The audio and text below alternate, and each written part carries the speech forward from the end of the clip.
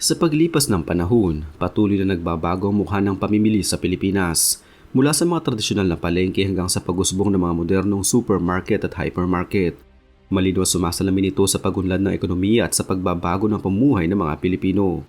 Isa sa mga pinakakilalang simbolo ng pagbabagong ito ay ang Landers Superstore, isang establishmento hindi lamang naging lugar ng pagbili kundi naging bahagi na rin ng lifestyle ng maraming mamimili. Sa unang tingin, tila isa lamang itong warehouse club na may malalaking espasyo at imported na produkto, ngunit kung susuriin ng mas malalim, makikita na ang Landers ay may natatanging kasaysayan, estratehiya at identidad na naglatag ng matibay na pundasyon sa industriya ng retail sa bansa. Ang Landers Superstore ay opisyal na itinatag noong taong 2016. Ang unang sangay nito ay binuksan sa Balintawak, Quezon City, isang lokasyong madiskarte dahil sa lapit nito sa mga pangunahing daanan at komersyal na lugar. Sa likod ng pagbuo nito ay ang negosyanteng si Lucio Co, isang kilalang pangalan sa industriya ng retail at real estate sa Pilipinas. Siya din ang tagapagtatag ng Pure Gold Price Club, isa sa mga pinakamalalaking supermarket chain sa bansa. Gayunpaman, mahalagang linawin na bagamat si Lucio Co ang may hawak sa Landers, hindi ito direktang bahagi ng Pure Gold. Sa halip, ito ay isang hiwalay na konsepto na may sariling target market at branding. Ang kumpanyang nagpapatakbo ng Landers ay ang Southeast Asia Retail Incorporated na itinatag upang magdala ng isang membership-based retail concept na kahalintulad ng mga warehouse club sa ibang bansa. Ang ideyang ito ay hindi bago sa pandaigdigang merkado, ngunit bago ito sa Pilipinas noong panahong iyon, lalo na sa paraan ng pagpapatupad nito. Layunin ng Landers na pagsamahin ang convenience ng modern retail at ang eksklusibidad ng membership shopping. Noong una itong inilunsad, malinaw ang direksyon ng Landers, magbigay ng malawak na seleksyon ng imported goods, malalaking packaging at mas murang presyo kumpara sa regular retail. Ang inspirasyon nito ay halatang hinango sa mga warehouse club sa Estados Unidos, kung saan karaniwan ang pagbili ng maramihan at may membership system. Sa ganitong paraan, nais ng Landers na baguhin ang karanasan ng mamimili ng mga Pilipino. Ang pangalang Landers ay may tunog na banyaga at ito ay sinadyang ganito upang magbigay ng impresyon ng international standard at kalidad. Bagamat walang opisyal na malalim na paliwanag na inilabas tungkol sa pinagmulan ng pangalan, pinaniniwalaan na ito ay pinili upang magmukhang global brand, isang estratehiyang epektibo sa pag-akit ng mga mamimiling naghahanap ng imported na produkto at premium shopping experience.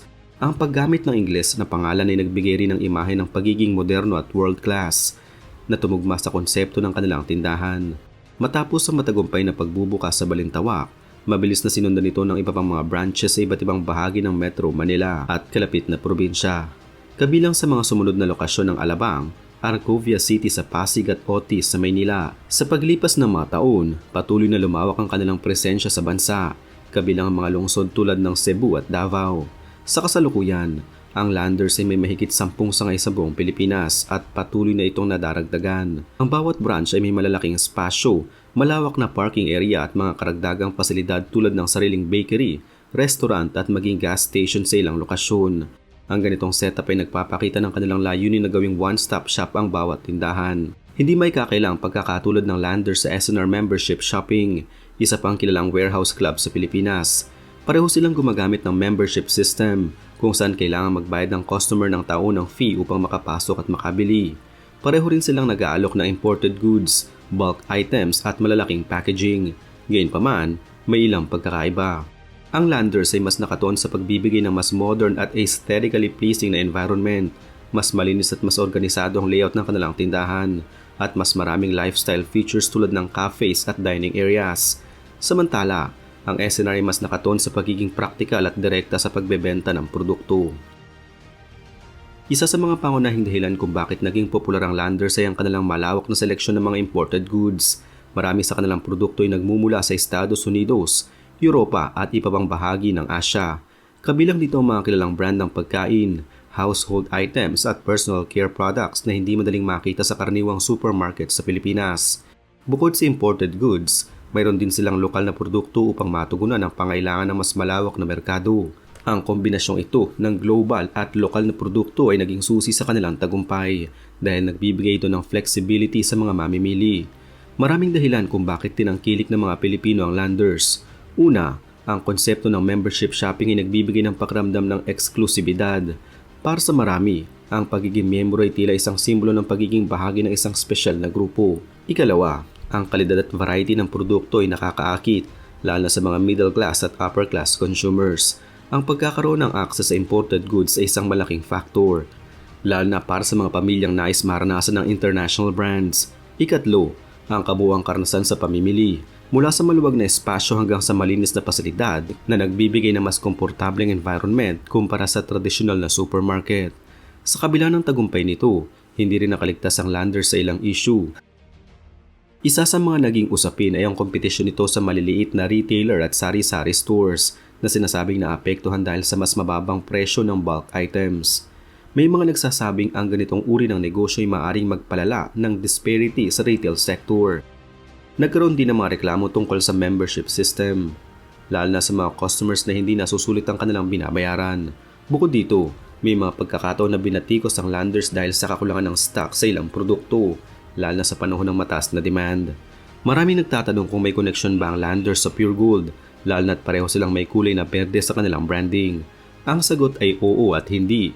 Oo dahil pareho silang pagmamay-ari ni Liu Shuko, ngunit hindi dahil magkaiba ang kanilang target market at operasyon.